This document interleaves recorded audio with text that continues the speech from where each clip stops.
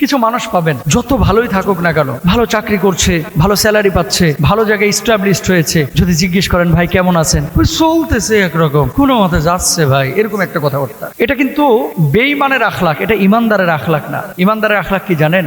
ইমানদারের আখলাক সে শত কষ্ট, শত যন্ত্রণা, শত দুঃখ, শত দুর্দশা, এই সব কিছুর মধ্যে যখন ইমানদারকে জিজ্ঞেস করা হয় ভাই কেমন আছেন, ইমানদার তখন বলে আলহামদুলিল্লাহ, আল্লাহ যে অবস্থায় রেখেছে আমি সেই অবস্থাতেই খুশি। পৃথিবীতে আপনি ভালো আছেন না খারাপ আছেন, এই সিচুয়েশনগুলো, অবস্থাগুলো কিন্তু আপনি নিয়ন্ত্রণ করেন না, নিয়ন্ত্রণ করেন যিনি, তিনি আমার আল্লাহ সুবহানাহু ওয়া তাআলা। তো আল্লাহ যদি আপনাকে দুঃখে রেখে, কষ্টে রেখে যদি আল্লাহ খুশি হয়, তাহলে আপনি কেন খুশি হচ্ছেন না? এই জন্য মুমিনের অগাধ বিশ্বাসের প্রমাণ হচ্ছে মুমিন সর্ব অবস্থায় যে হালতে আছে সে হালতে সে বলবে আলহামদুলিল্লাহ আমি ভালো আছি। শত কষ্টের মাঝেও মুমিন যখন এই আলহামদুলিল্লাহ বলে আল্লাহর শুকরিয়া আদায় করবে, আল্লাহ সুবহানাহু ওয়া তাআলা খুশি হয়ে যে বান্দার জন্য জান্নাতের ফয়সালা করে দেবে ইনশাআল্লাহ।